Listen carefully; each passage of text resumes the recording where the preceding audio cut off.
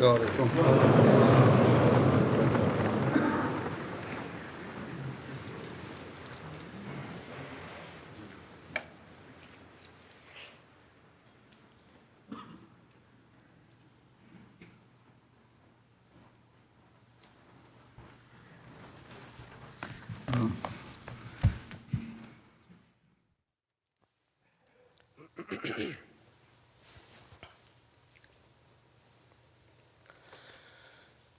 الله أكبر.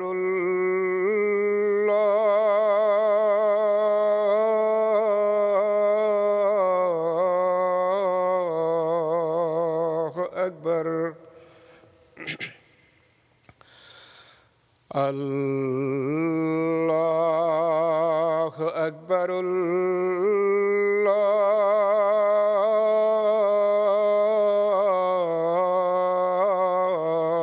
الله أكبر. أشهد أن لا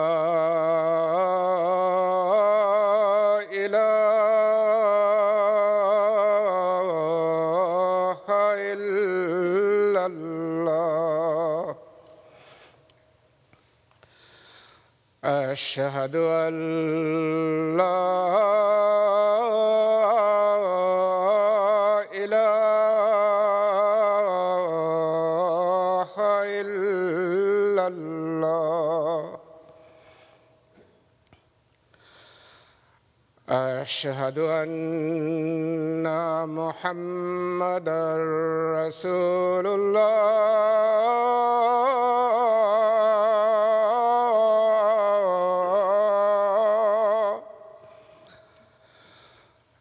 أشهد أن محمدًا رسول الله. حي على الصلاة.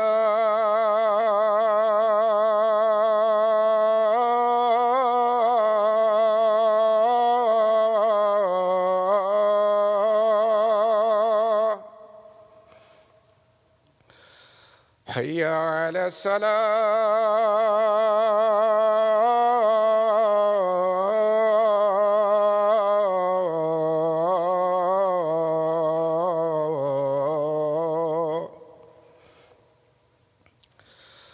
حي على الفلاح.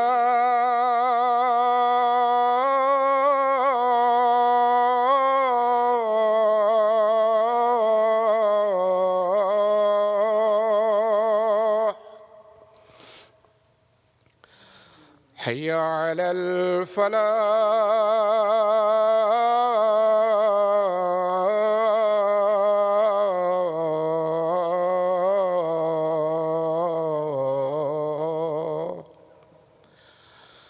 الله أكبر.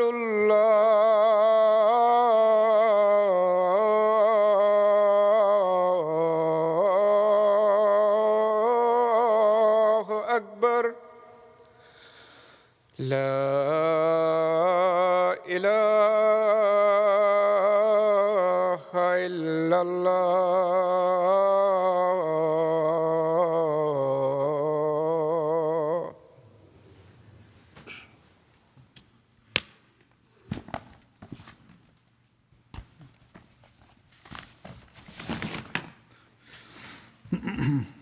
السلام عليكم ورحمة الله.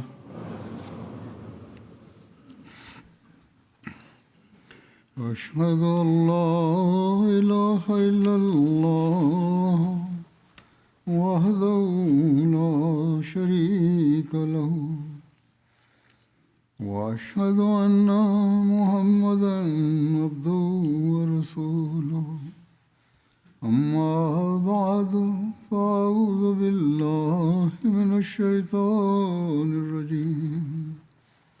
بسم الله الرحمن الرحيم. الحمد لله رب العالمين. الرحمن الرحيم.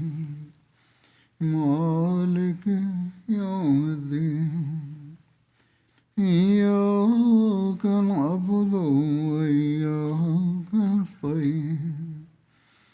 اهدنا الصراط المستقيم صراط الذين أنعمت عليهم غير المغضوب عليهم ولا الضالين. Seguindo o seu mestre, o Messias prometido, alaihissalam, esforçava-se para estabelecer a unicidade de Deus. Vou apresentar alguns exemplos práticos de sua vida, bem como conselhos que ele dava aos seus seguidores e como os educava e treinava.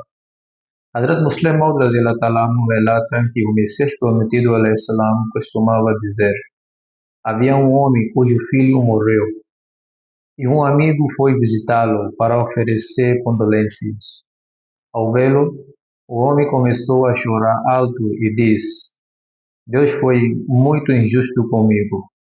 Ou seja, ele achava que Deus lhe havia tirado algum direito. Ao continuar explicando as palavras do Messias prometido, alaihissalam, ele disse: deve-se refletir, que direito é esse que um ser humano pode reivindicar sobre Deus?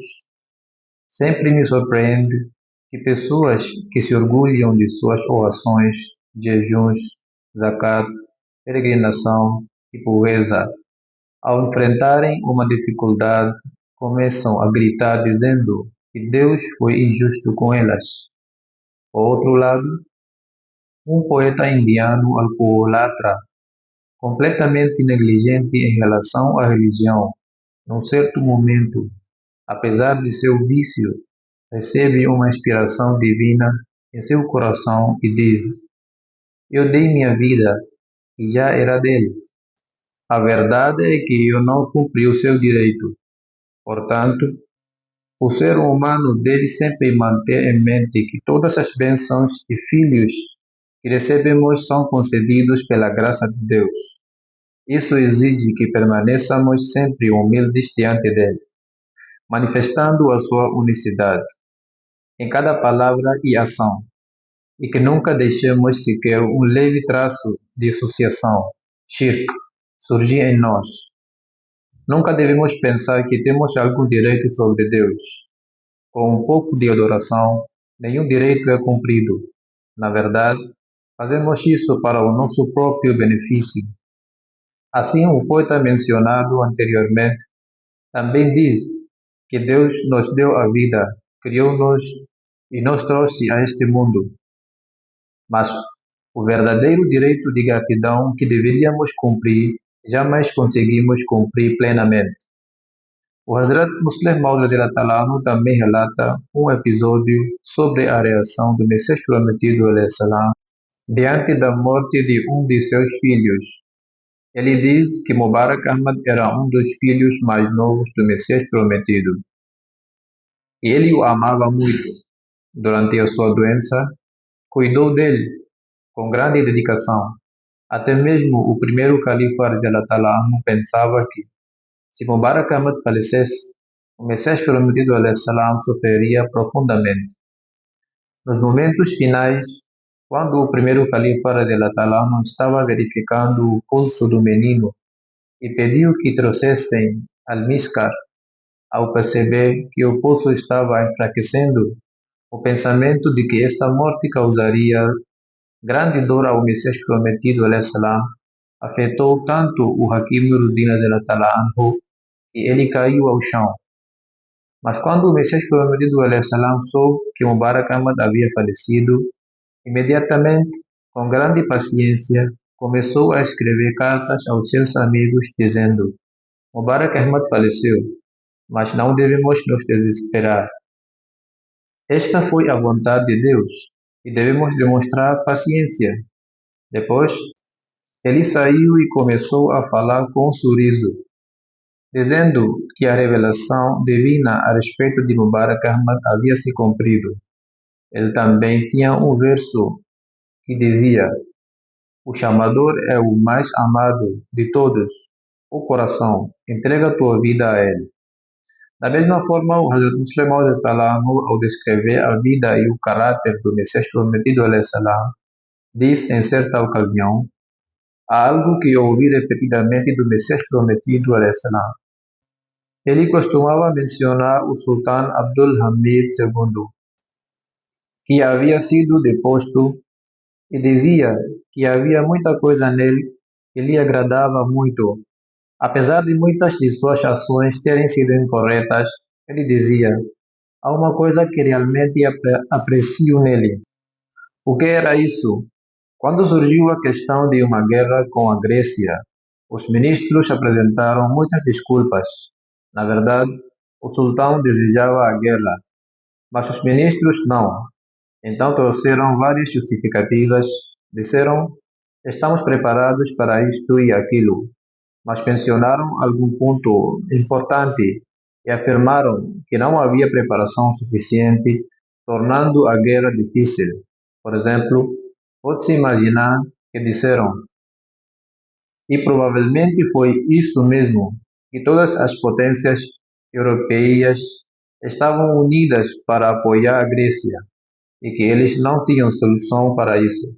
O Messias prometido alayhi-salam relatava que, quando os ministros apresentaram suas dificuldades e disseram que faltava tal preparação, o sultão Abdul Hamid respondeu: deveríamos deixar pelo menos algum espaço para Deus também. O Messias prometido alayhi-salam apreciava muito essa frase do sultão Abdul Hamid e dizia que gostava dela porque demonstrava confiança em Deus. Ao relatar um episódio que demonstra o zelo do Messias prometido alayhi-salam pela unicidade de Deus, o Mirza Bashir Ahmad escreve que Munshi Zafar Ahmad Sahib Kapur Thalvi lhe contou por escrito: o Messias prometido alayhi-salam sofria de um problema na cabeça, com tonturas. Ouviu-se falar de um médico que tinha grande habilidade no tratamento desse problema. Então ele foi chamado, enviaram-lhe o custo de viagem e ele veio de longe. Após examiná-lo, o médico disse: em 2 dias vou curá-lo completamente. Isso não é nada difícil. Ao ouvir isso, o Messias prometido alayhi-salam entrou em casa e escreveu um bilhete ao Hakim Nuruddin dizendo: eu não quero de forma alguma ser tratado por essa pessoa. O que é isso? Ele está fazendo uma afirmação como se fosse divina. Em seguida, mandou entregar o dinheiro da viagem juntamente com mais 25 rúpias, instruindo que ele fosse dispensado, e assim foi feito. Da mesma forma, o Mufti Muhammad Sadiq Salano, ao descrever o caráter do Messias prometido, salam, escreve que ele dizia: Deus ama aqueles que têm zelo pela sua grandeza e honra. Essas pessoas percorrem um caminho sutil e nem todos podem caminhar com elas.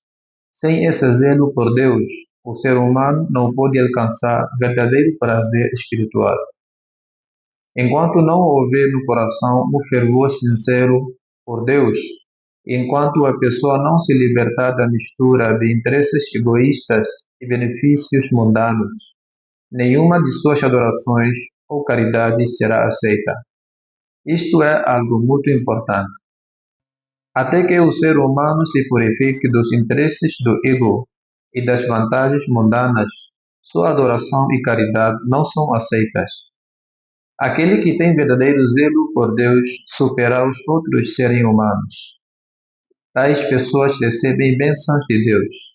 Portanto, para que as orações sejam aceitas, também é necessário ter uma crença completa na unicidade de Deus e uma fé firme. E antes de tudo, deve-se orar para obter o amor de Deus. Aqueles que dizem: oramos muito, fizemos isto e aquilo, realizamos orações voluntárias e demos caridade, mas nossa oração não foi aceita, devem refletir sobre isso, pois esta é a orientação ensinada pelo Messias prometido alayhi-salam. O Mirza Bashir Ahmad ao descrever a vida e o caráter do Messias prometido alayhi-salam, afirma em certo lugar que Deus também recompensou esse amor do Messias prometido alayhi-salam com tal reconhecimento que corresponde à sua infinita misericórdia e à sua incomparável apreciação. Assim, dirigindo-se a ele, Deus diz: Tu és para mim como a minha unicidade e singularidade. Tu és para mim como um filho. Eu estou contigo, ó filho do mensageiro de Deus. Ou seja, como neste tempo ele era o porta-estandarte da unicidade de Deus e estava estabelecendo no mundo o tesouro perdido no monoteísmo, por isso, o Messias muçulmano, ele é tão amado por Deus quanto a própria unicidade divina. E visto que os cristãos, por falsidade e invenção, fizeram do seu Messias um filho literal de Deus, a honra divina exigiu que Deus demonstrasse tal amor por ele que se assemelha ao amor por um filho, para que se torne claro ao mundo que até mesmo um seguidor do profeta Muhammad sallallahu alaihi wasallam pode alcançar uma posição de proximidade com Deus. E como ele estava completamente imerso dia e noite no serviço da religião do profeta Muhammad sallallahu alaihi wasallam e absorvido em seu amor, Deus o honrou concedendo-lhe o título de filho espiritual de seu amado e o agraciou como seu amor eterno e sua companhia permanente. Este é o significado da revelação divina que foi concedida ao Messias prometido alaihi salam, a qual acabei de mencionar. Na biografia do Messias prometido alaihi salam, Mirza Bashir Ahmad Sahib escreve no excerto que a grande finalidade da missão do Messias prometido alaihi salam era o serviço ao Islã e o estabelecimento da unicidade de Deus. Naquela época, o maior desafio à verdadeira unicidade vinha do cristianismo. E ainda hoje, em algumas regiões, isso continua existindo, que sob o pretexto de monoteísmo ensina uma forma perigosa de associação, shirk, ao declarar Deus nos livre, Jesus Cristo como Filho de Deus e colocá-lo ao lado da divindade única. Por isso, o Messias prometido alaihi salam demonstrava grande zelo em oposição ao cristianismo. Além disso, conforme descrito nos hadiths, uma das principais funções do Messias seria quebrar a cruz, ou seja, refutar as crenças cristãs. Assim, ele enfatizava fortemente a morte de Jesus Cristo, pois apenas ao se estabelecer esse ponto, toda a estrutura do cristianismo seria abalada.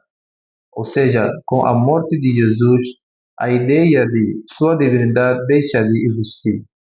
A doutrina da Trindade perde qualquer fundamento e o conceito de expiação não se sustenta. Sem dúvida, a crença na morte de Jesus também serve como um dos primeiros fundamentos para a veracidade da própria reivindicação do Messias prometido alaihi salam. No entanto, a importância principal desse tema, pela qual ele tanto insistia nele, está na refutação do cristianismo contemporâneo. Ele frequentemente dizia: deixem-os Jesus morrer, pois nisso está a vida do Islã. E expressava o desejo de que outros muçulmanos compreendessem esse ponto e, ao menos na oposição ao cristianismo, se unissem nessa questão.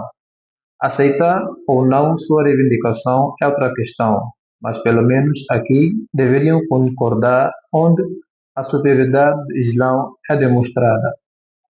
O peso das crenças consideradas falsas e sua disseminação global naquela época era tão grande sobre o coração do Messias prometido alaihi salam que em um momento de dor e intensa emoção ele declarou com grande fervor: estou constantemente preocupado em como decidir a questão entre nós e os cristãos.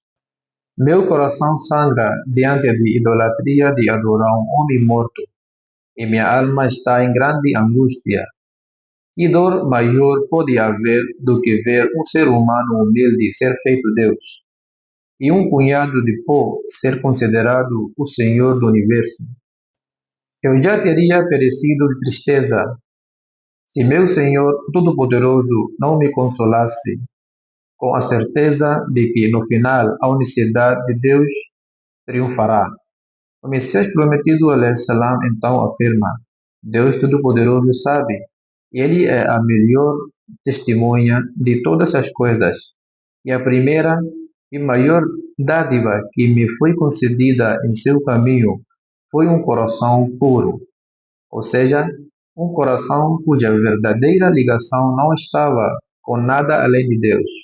Houve um tempo em que eu era jovem e agora envelheci, mas em nenhuma fase de minha vida encontrei em mim um apego verdadeiro a alguém além de Deus. Foi devido a esse ardor de amor que nunca pude aceitar qualquer religião cujas crenças fossem contrárias à grandeza e à unicidade de Deus, ou que implicassem qualquer forma de desrespeito a Ele. É por isso que a religião cristã não me agradou, pois em cada passo vejo nela uma desonra a Deus, um ser humano fraco que não pode sequer ajudar a si mesmo, foi declarado como Deus. Hazrat Mufti Fazlur Rahman Sahib Radhiyallahu relata: em minha casa nasceram duas filhas, uma após a outra, que pela graça de Deus estão vivas. Depois disso, nasceu um filho que não falava nem ouvia e costumava ficar doente. Em seguida, nasceu outro filho saudável, inteligente e muito esperto. Sua aparência e comportamento eram tão encantadores que, ainda pequeno, ajudava nas tarefas da casa e compreendia tudo com apenas um gesto. Por essas razões, desenvolvi um grande amor por ele. O primeiro filho faleceu aos 4 anos de idade. Depois, quando o segundo filho, o inteligente, atingiu cerca de 4 anos e meio, foi acometido por uma febre severa.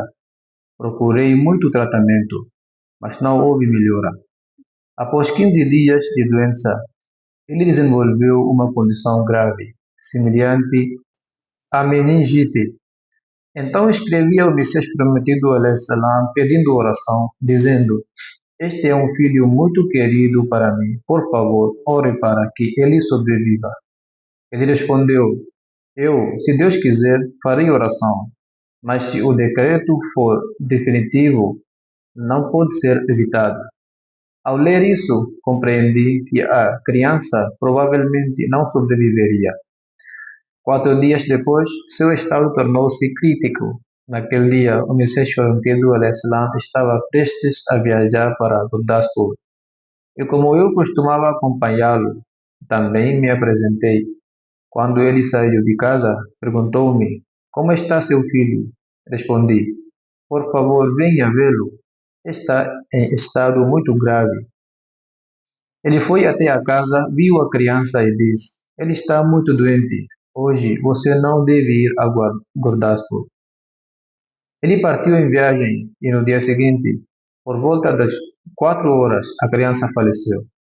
No dia seguinte a esse, o Messias prometido, salam, retornou de Gurdaspur por volta das 10 horas.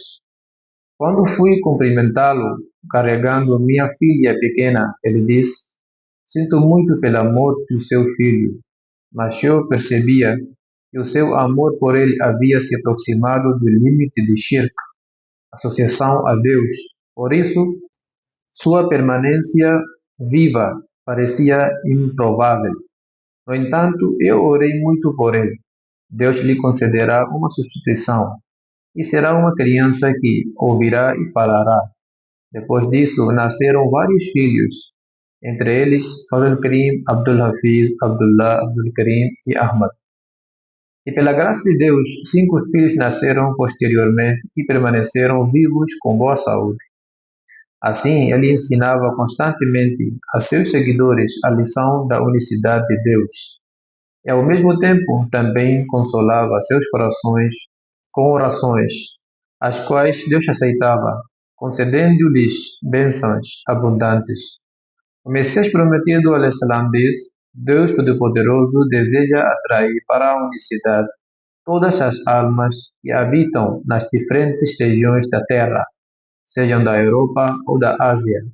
todos aqueles que possuem uma natureza reta e reunir seus servos sob uma única fé. Este é o propósito de Deus para o qual fui enviado. Portanto, sigam esse objetivo, mas com suavidade, bom caráter e dando ênfase às orações. Ele também diz: minha maior alegria e o verdadeiro propósito da minha missão é que a unicidade de Deus e a honra do profeta Muhammad sallallahu alaihi wasallam sejam estabelecidas no mundo. Hazrat Pir Iftihar Ahmad relata, ao descrever seu caráter, que havia um servo do Messias prometido, chamado Pirandita. Todos o chamavam assim, mas o Messias prometido o chamava de Piridita, não Piran, mas Piri, significando aquele dado por meu Senhor. Essa é a profundidade da sua compreensão da unicidade, como indicado também na revelação divina. Tomai a unicidade, ó filhos da Pérsia. Portanto, essa revelação deve ser mantida diante dos olhos para a sobrevivência espiritual e o progresso interior, não apenas para a sua descendência, mas para todos os seus seguidores. Todos aqueles que entram em sua comunidade passam a fazer parte dessa linhagem espiritual. Se permanecerem firmes na unicidade, alcançarão honra tanto na religião quanto no mundo. Caso contrário, nem laços de sangue, nem apenas a adesão formal, bet, trarão benefício. Hazrat Hafiz Muhammad Ibrahim Sahib relata: quando pela primeira vez fui, junto com Hakim Abdul Aziz e Hakim Ata Muhammad, à presença do Messias prometido salam, ele estava em Gurdaspur. Quando ele saiu do quarto, nós três estávamos à porta. Eu e Hakim Abdul Aziz o saudamos com Assalamu alaikum e apertamos sua mão. Porém, o irmão Ata Muhammad caiu aos seus pés. O Messias prometido salam o levantou pelo braço e disse: Deus me enviou nesta era precisamente para eliminar esse tipo de shirk, associação ao Deus. Beijar os pés também é uma forma de shirk. Depois disso, ele também apertou sua mão. Da mesma forma, Mirza Bashir Ahmad relata que Qazi Muhammad Yusuf Sahib de Peshawar lhe escreveu dizendo: quando fui primeira vez a Qadian, uma pessoa apresentou seu filho ao Messias prometido salam. Quando o menino avançou para cumprimentá-lo, tentou tocar seus pés como sinal de respeito. Neste momento, o Messias prometido salam o impediu com suas próprias mãos abençoadas. Vi que o seu rosto ficou vermelho. Ele disse com grande fervor: os profetas vêm ao mundo para eliminar o shirk, associação a Deus. E nosso trabalho também é eliminar o shirk, não estabelecê-lo. O Messias prometido salam também diz: sou fortemente contra que alguém tire minha fotografia. Aqui ele esclarece também a questão das imagens. Ele diz: sou firmemente contra que alguém tire minha fotografia e a mantenha como os idólatras mantêm ídolos, ou a divulgue dessa forma. Nunca dei tal instrução. Ninguém pode ser mais contrário à idolatria e ao culto de imagens do que eu. No entanto, observei que, atualmente na Europa, quando as pessoas querem conhecer alguém, primeiro desejam ver sua imagem.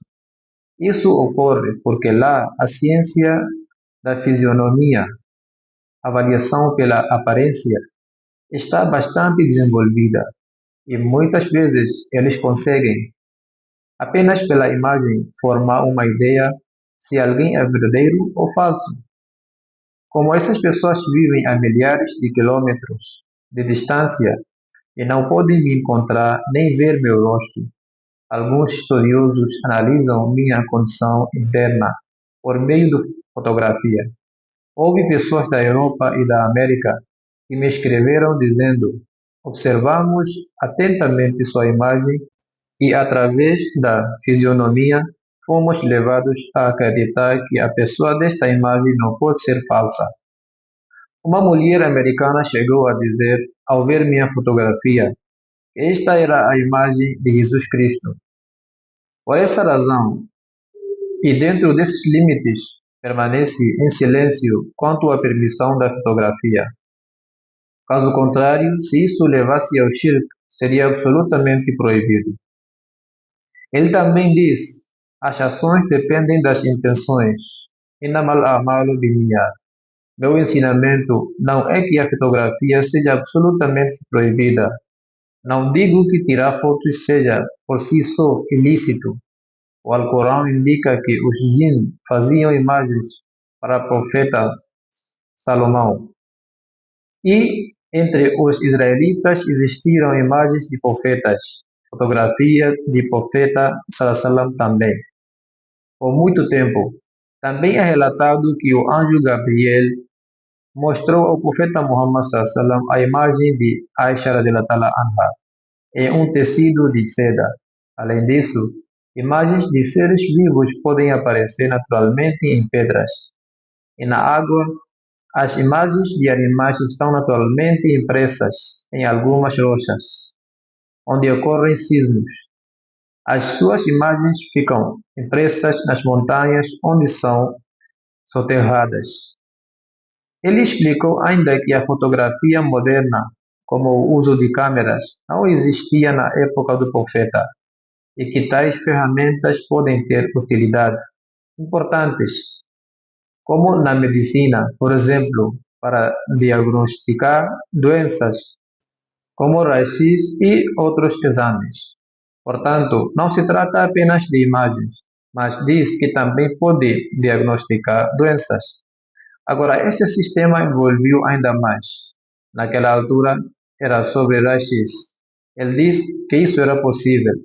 E surgiu outros dispositivos de obter imagens dos ossos de uma pessoa através de raio-x para diagnosticar doenças como dores articulares e gota. As imagens são obtidas através deste dispositivo e a verdade sobre a doença é conhecida. Agora começaram a ser utilizados exames de imagem, ressonância magnética, etc.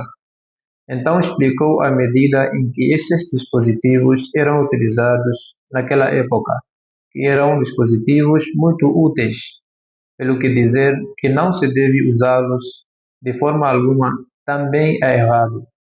A intenção deve ser boa, as ações só se concretizam pelas intenções. Assim, é certo quando é certo. Não deve haver politeísmo.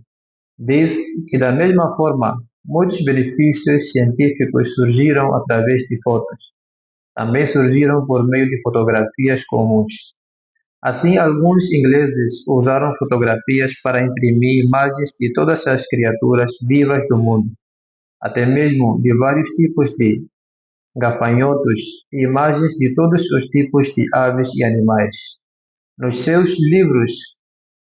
E hoje estão também em funcionamento vários canais, por exemplo, National Geographic e outras publicações fornecem descrições detalhadas de animais através de fotografias.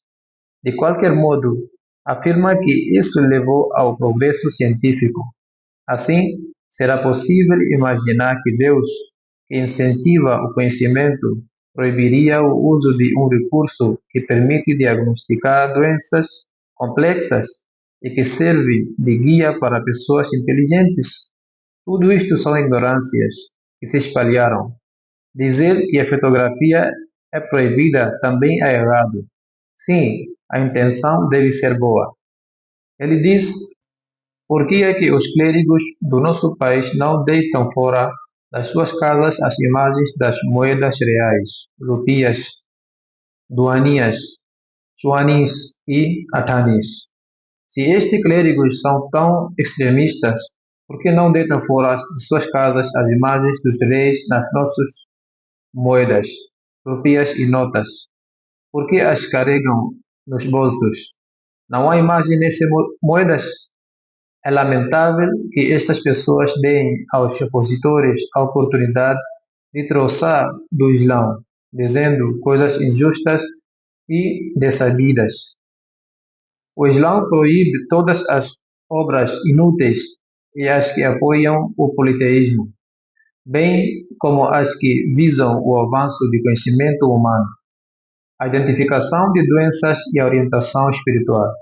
Por outro lado, não concordo que membros da minha comunidade transformem a publicação das minhas fotos num negócio ou profissão sem uma necessidade imperiosa.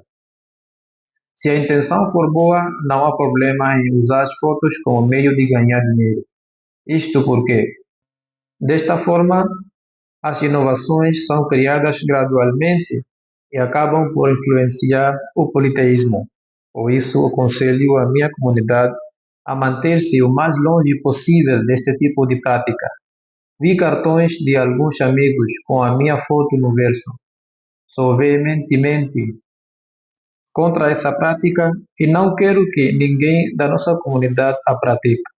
Trabalhar com um propósito correto e útil é uma coisa, e é completamente diferente, como fazem os índios, que colocam fotos dos seus antepassados em portas e paredes por todo lado. E sempre se observou que tais ações inúteis conduzem ao politeísmo, ou seja, condizem ao politeísmo, e delas surgem grandes males, como surgiram entre os hindus e os cristãos. Espero que a pessoa que encara o meu conselho com grande respeito e dignidade, e que é o meu verdadeiro seguidor, se abstenha de tais ações após esta ordem. Caso contrário, agirá contrariamente às minhas instruções e trilhará o caminho da Sharia com arrogância. Portanto, devemos refletir com cuidado sobre qual é o propósito de colocar imagens. Em nenhuma circunstância esse propósito deve conduzir ao shirk. Saudar imagens, inclinar-se diante delas, tudo isso são pensamentos de natureza idolátrica. Algumas práticas semelhantes existem entre os hindus, como colocar imagens antigas de falecidos e pendurar guirlandas nelas. Em alguns casos, até entre nós, tornou-se comum colocar fotografias de familiares falecidos e em fotos de grupo incluir uma grande moldura com a imagem de um ancestral, como se ele ainda estivesse presente com eles. Tudo isso, segundo ele, entra na categoria de shirk. Essas são práticas incorretas e inovações das quais devemos nos afastar. Algumas pessoas também fazem isso em casamento e outras ocasiões, conforme relatado em algumas situações. Ele esclarece que tirar fotografias para fins legítimos ou como lembrança pessoal em álbuns é permitido, mas transformá-las em práticas ritualizadas, como colocá-las em destaque, contemplá-las constantemente ou saudá-las, é incorreto, como o Messias prometido al-Islam explicou. Hazrat Sufi Ghulam Ahmad Sahib relata: alguns americanos e europeus desejaram ver a imagem do Messias prometido al-Islam. Então sua fotografia foi tirada. Um homem chamado Abdul Muhyi, que residia ali, imprimiu vários cartões postais com a imagem do Messias prometido al-Islam. Quando o Messias prometido al-Islam soube que suas imagens haviam sido publicadas em cartões postais, ficou muito irritado e disse: nós tiramos a fotografia apenas por uma necessidade religiosa. Não aceitamos de forma alguma que nossa imagem seja usada como meio de lucro ou de comércio, pois isso pode levar ao shirk. Em seguida, os cartões foram destruídos. Hazrat Maulana Ghulam Rasul Rajiv Sahib Anhu relata: quando aceitei o Messias prometido al-Islam, escrevi a ele dizendo que costumava praticar certos exercícios espirituais e também mencionei que, desde que entrei na sua comunidade, deixei de seguir os métodos de alguns pir, mestres espirituais, cujos seguidores costumam fixar suas imagens na mente. Pensei, se os discípulos de Pir menores fazem isso, por que eu não poderia fixar na minha mente a imagem do meu líder e guia espiritual, o verdadeiro Messias e Mehdi, prometido de Deus, e usá-la como meio espiritual em minhas intenções e orações? Quando essa carta foi apresentada ao Messias prometido al-Salam, veio uma resposta escrita por Maulvi Abdul Karim em nome dele, dizendo: a prática de visualizar imagens de seres criados não leva a nada além de shirk. Esse tipo de imaginação só produz associação a Deus. Para a lembrança de Deus, o próprio nome de Deus é suficiente. E o durud, bênção sobre o profeta Muhammad sallallahu deve ser recitado conforme a prática estabelecida na tradição profética. Após receber essa carta, abandonei imediatamente a prática de visualização e também interrompi todos os exercícios espirituais anteriores. Hazrat Master Sayyid Nazir Ahmad Jalata, que Sayyid Fazl Shah Sahib, falecido imigrante de Qadian, lhe contou. Certa vez, um amigo perguntou ao Messias prometido al-Salam sobre alquimia. O Messias prometido al-Salam respondeu que os alquimistas correm atrás do sustento de forma errada, sem recorrer aos meios lícitos que Deus estabeleceu para o sustento. Os alquimistas não alcançam o nível de confiança plena em Deus. Por isso, abandonam os meios corretos e seguem caminhos inventados. Eles não percebem que Deus diz: vosso sustento está no céu. Nós consideramos essas pessoas que seguem tais caminhos ilusórios como estando em grande desvio e associação a Deus, shirk. Deus, no seu livro sagrado, ensina ao crente uma verdadeira fórmula de alquimia. Quem a segue recebe sustento diretamente de Deus, como ele prometeu, mas isso é apenas para aqueles que se inclinam para ele.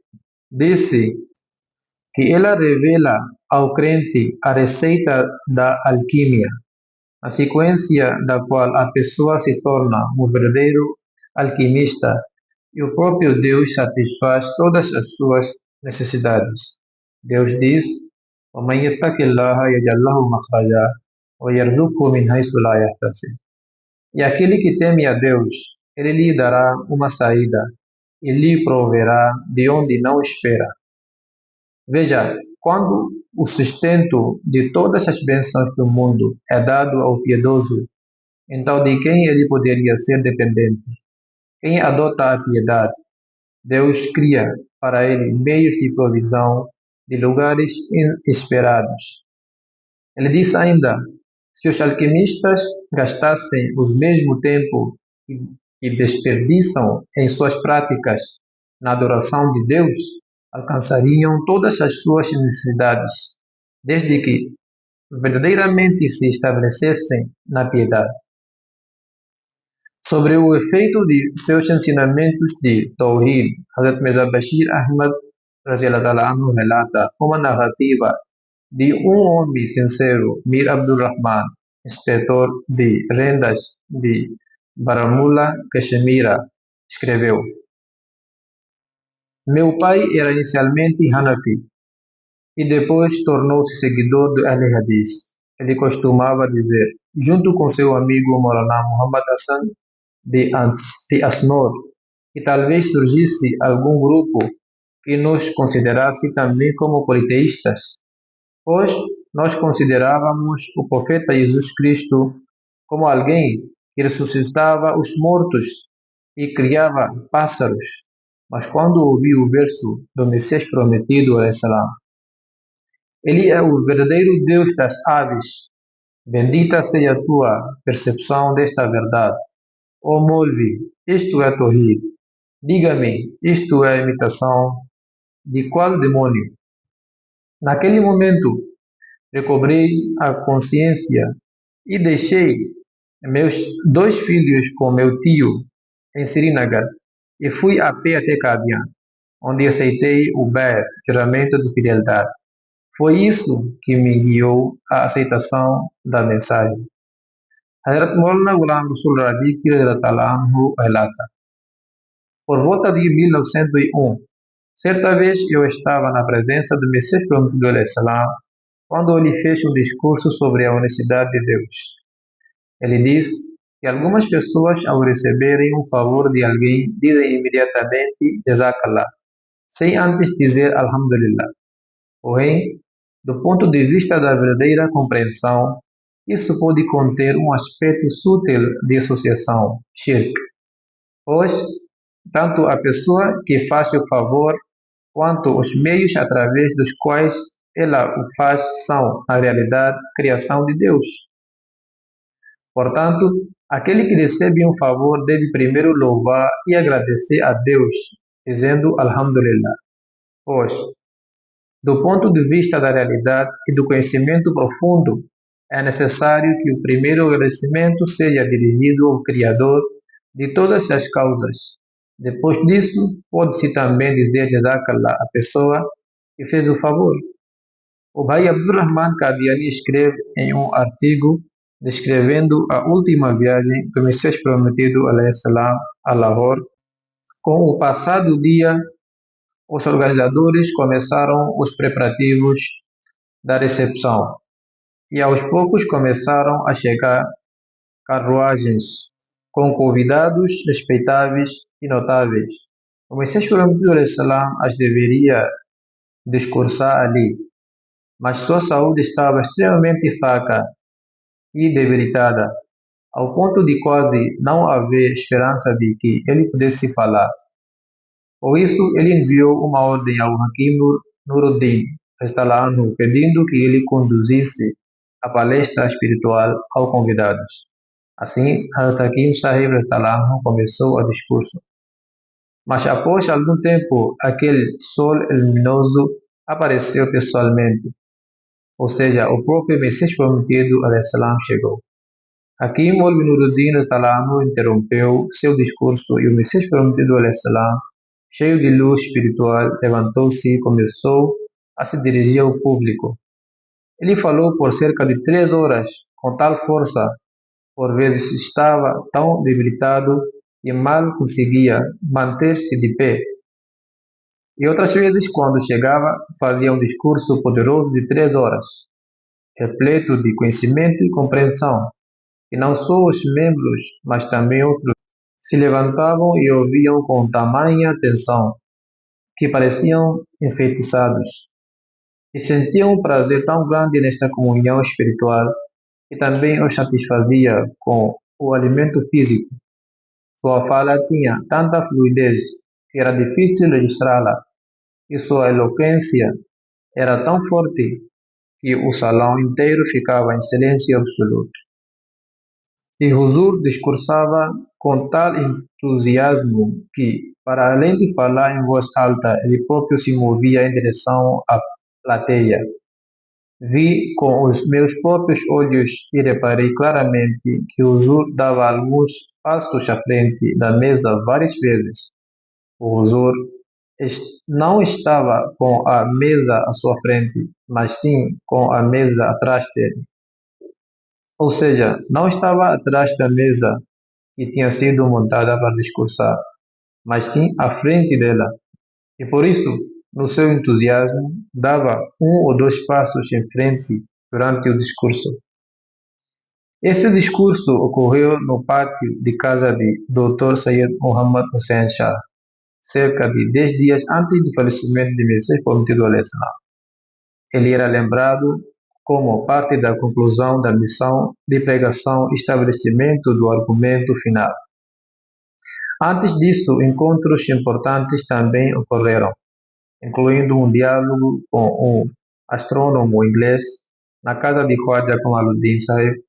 Além dessas, ele proferiu muitas outras palestras, grandes e pequenas. O texto continua dizendo que, nesse mesmo período, algumas mulheres hindus chegaram em forma de delegação para ter a honra de ver o Messias Prometido al-Islam durante o período em que ele estava escrevendo a obra Pegam-e-Sulh. enquanto se encontrava na casa do Dr. Said Muhammad Hussein Shah Said. Como o Messias prometido salam estava muito ocupado, ele inicialmente tentou dispensá-las rapidamente, porém, elas insistiram e pediram fortemente por alguma orientação espiritual. Assim, apesar de sua grande ocupação, ele atendeu ao pedido delas e lhes deu conselhos, ensinando a unicidade de Deus, proibindo a idolatria, enfatizando a oração e súplica a Deus. Esse episódio ocorreu nos últimos 1 ou 2 dias da sua vida. Na verdade, aquelas mulheres desejavam permanecer por mais tempo e ouvir mais palavras dele, mas devido à sua extrema ocupação, tiveram que partir contra a sua vontade. Da mesma forma, outro discurso do Messias prometido salam, especialmente por ser um dos últimos e por algumas de suas expressões, tornou-se bastante conhecido entre seus seguidores. Nele, ele diz: deixem Jesus Cristo morrer, pois nisso está a vida do Islã. Deixem o Messias muçulmano vir, pois nisso está a grandeza do Islã. Esse era o seu zelo pelo estabelecimento da unicidade de Deus. Mesmo em estado de doença e ocupação intensa, ele nunca deixou de transmitir a mensagem do Islã e da unicidade divina. Assim, transmitir essa mensagem e incorporá-lo em suas vidas é o verdadeiro trabalho dos seguidores do Messias prometido, salam. Que Deus nos conceda a capacidade de realizar essa missão. Todos sabem o que se passa no mundo, especialmente no mundo muçulmano, e há uma grande necessidade de oração. Disse que, embora tenha sido anunciado um cessar-fogo, ele não parece duradouro, e já há sinais de tensões surgindo novamente. Afirma-se que o governo israelita tenta provocar o Irão ao atacar o Líbano, esperando uma resposta. Alguns líderes europeus também condenaram o seu ato. Alguns, pelo menos, levantaram a voz. Estas pessoas expressaram alguma moralidade, mas permanecerão aqui.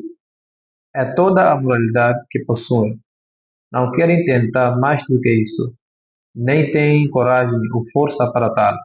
De qualquer forma, devemos rezar para que Deus Todo-Poderoso tenha misericórdia do mundo muçulmano.